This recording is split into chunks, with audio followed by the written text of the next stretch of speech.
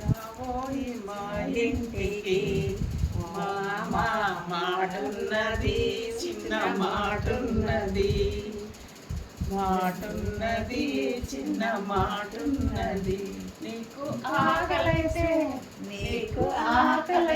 సన్న బియ్యం కూడున్నది, అందులోకి అరకోడి కూరున్నది, పట్టు చారున్నది. రాబోయి మా ఇంటికి మాటున్నది, మాటున్నది. నీకు రోగం వస్తే ఘాటైన మందున్నది.